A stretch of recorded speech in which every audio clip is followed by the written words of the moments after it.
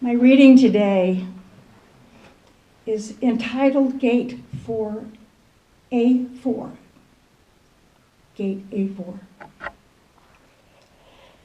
Wandering around the Albuquerque airport terminal, after learning my flight had been delayed for 4 hours, I heard an announcement. If anyone in the vicinity of Gate A4 understands Arabic, please come to the desk immediately. Well, one pauses these days. Gate A4 was my own gate. I was there. An older woman in a very full traditional Palestinian embroidered dress, just like my grandma wore, was crumpled on the floor, and she was wailing loudly. "Help," said the flight service person. "Please talk to her. What is her problem? We told her her flight was going to be late, but then she did this." I stooped and put my arm around the woman and spoke to her haltingly.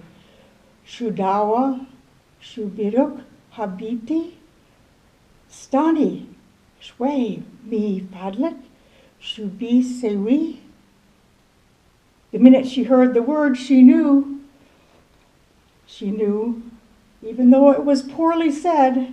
She stopped crying. She thought her flight had been absolutely canceled. She needed to go to El Paso for a medical treatment the following day.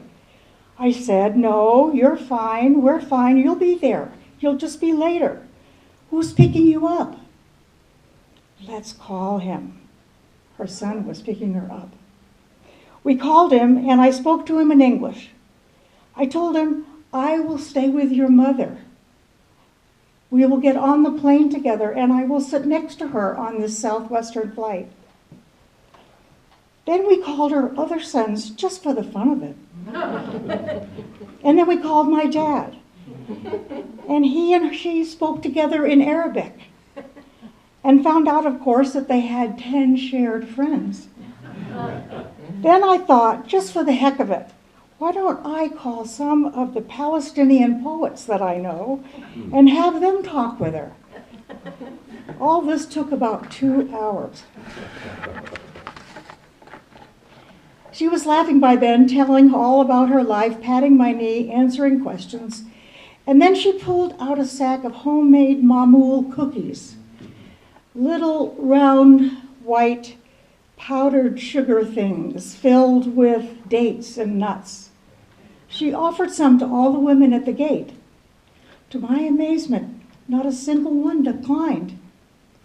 It was like a sacrament. The traveler from Argentina, the mom from California, the lovely woman from Laredo, me, we were all covered with the same white powdered sugar and all smiling. There is no bitter cookie. Then the airline broke out some free beverages from huge coolers, and 2 little girls from our flight went around and served everybody apple juice. They too were covered with white powdered sugar. And then I noticed my best friend, my newest best friend, by now we were holding hands, that she had a potted plant poking out of her bag. Some medical thing with green fuzzy leaves. Such an old tradition.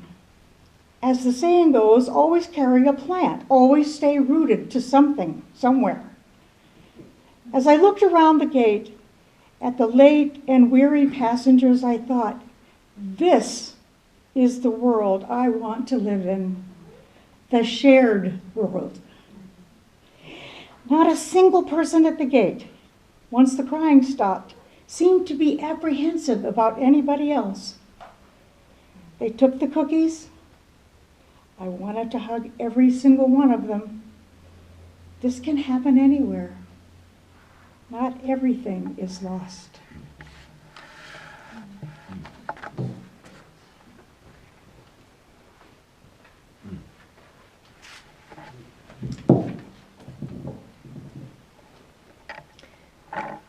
So I chose a provocative title for this sermon. Am I my brother's keeper? Those of you raised in Christian churches or who've studied the Bible probably recognize that phrase. And I'll confess to you that until I went to seminary, I couldn't have told you where in the Bible that came from or who said it. I was raised Unitarian, after all. Those words are, of course, from Genesis in the Hebrew Bible, and they are spoken by Cain to God immediately after Cain has killed his brother Abel out of jealousy. God asks him where Abel is, and Cain says, snarkily, I don't know. Am I my brother's keeper? When of course he knows. He just killed him and he's somewhere underfoot. This may be one of the earliest examples of satirical language and an outright lie in Western literature. But it's a real question. Are we our brother's keeper or not? The Hebrew word shamar in this phrase means to keep, guard, keep watch, protect, save life. And it is a word that was used in ancient Hebrew in shepherding. In the context of that relationship between Cain and Abel, to be a brother's keeper means to be responsible for the welfare of a younger brother or a sibling, just the way a shepherd is responsible for the flocks. Clearly, Cain failed shepherding 101. This is undoubtedly why he became a farmer. When I ordained as a... Okay, if there's any farmers in the crowd, I'm sorry. When I ordained as a Zen priest, my friend Bob told a story about me to the gathering. Bob lives on a small farm in northwestern Washington, and he raises sheep. He's also a farmer. One day, a year or two before, I was visiting, and he was moving fences. Bob didn't at that point have a sheepdog, and so I was the sheepdog for the day. And I helped gently convince the sheep to move from one area to another. And it was great fun running around and waving my arms at the sheep. I love sheepdogs, and I think I might have secretly, in my heart of hearts, always wanted to be one. So it was a very satisfying day. Bob told that story, and then he said, Florence was a really good sheepdog. And that's how I see this ordination, because a Zen priest is a kind of shepherd, dedicated to the welfare of others. Now, I'm not entirely comfortable with this metaphor, since most Zen students and most Unitarian Universalists are not much like sheep. In fact, they are the most independent, intelligent, ornery people I know. And I see my life much more as a companion and friend than bossy sheepdog. But I also like it, because sheepdogs are really dedicated, really protective. Their life is about others. How many of you know about the Great Pyrenees dogs? These are huge white dogs who look a little like sheep from a distance, and they live with the flocks and think that they are sheep, and they protect the flocks from coyotes, wolves, mountain lions, risking their own lives for their pack, which just happen to be from another species. And I think that's what it means to be our brother's keeper, shamar, that we are like those Great Pyrenees, not thinking, like a border collie probably does, those are pitiful sheep and I am a fierce dog. But we are all sheep, and some of us have teeth, and those of us who have teeth have responsibility for those who don't have teeth. Of course, I don't know if this is what Great Pyrenees is thinking when confronted by a pack of hungry coyotes, but it's what I like to imagine.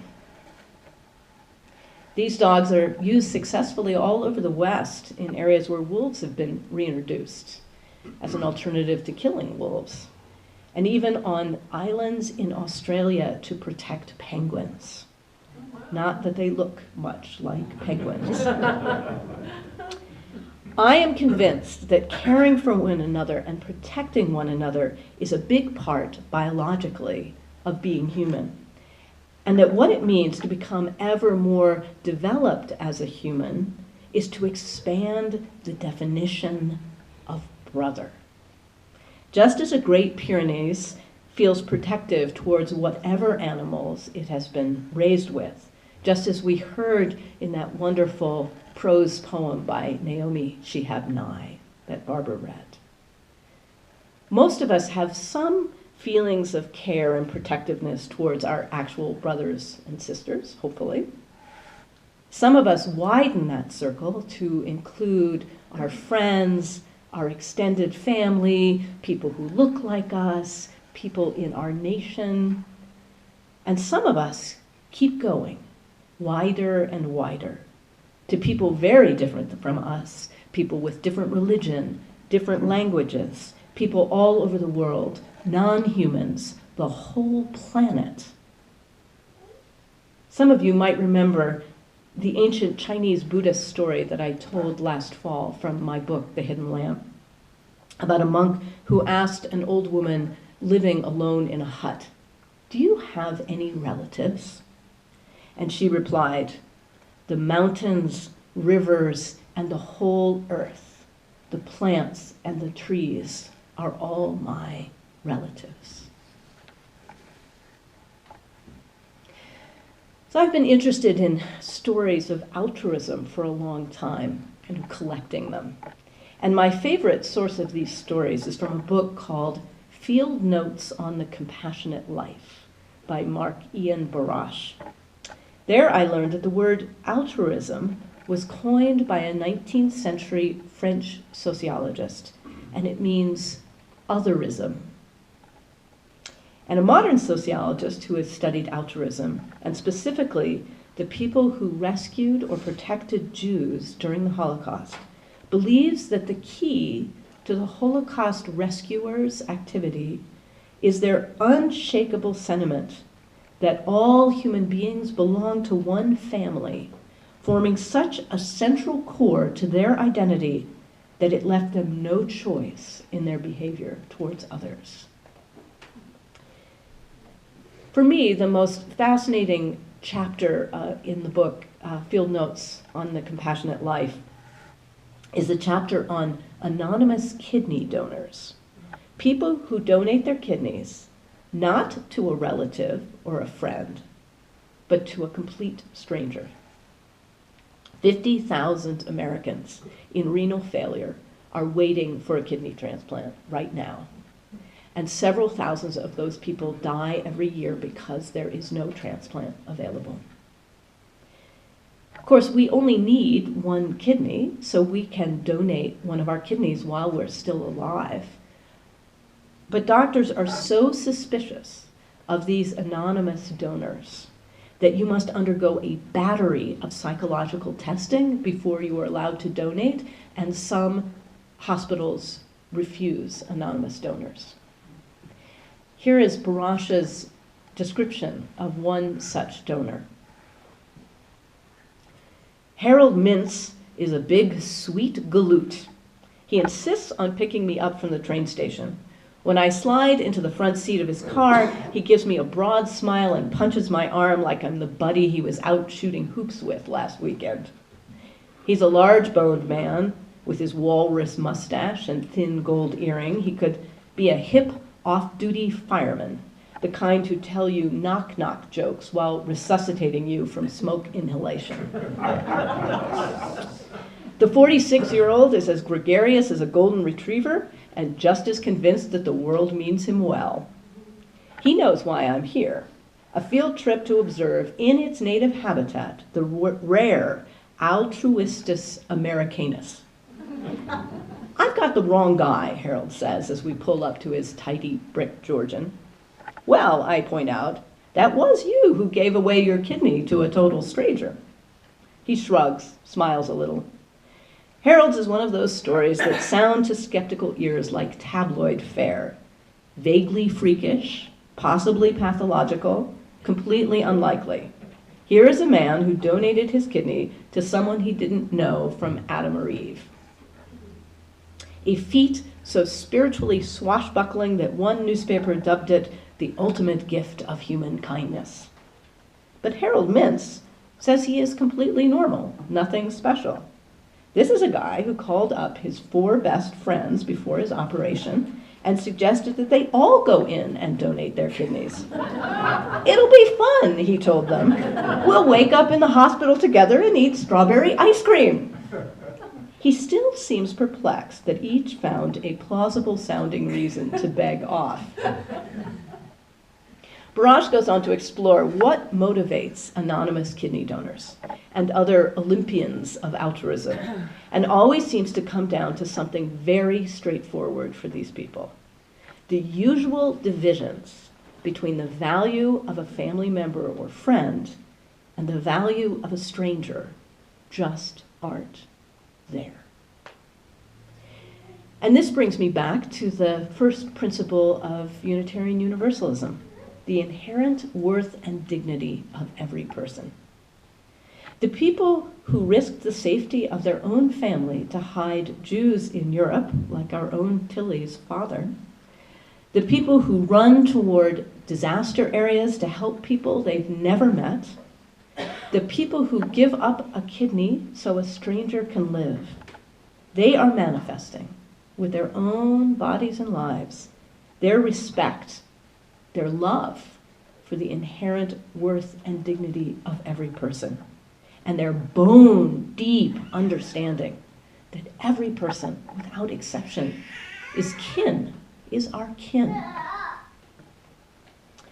What would the world be like if we could make a magic pill that expanded our sense of who is valuable until everyone is equally worthy, equally valuable? This is a part of the reason that I stand in front of you every Sunday, reminding myself and you of what is possible as a human being in our own human hearts. Because we are surrounded by other stories about what it is to be a human being, and it is a subversive and radical act to remember, yes, I am my brother's keeper and my sister's from birth to death, and that this is a beautiful and joyful way to be a human being.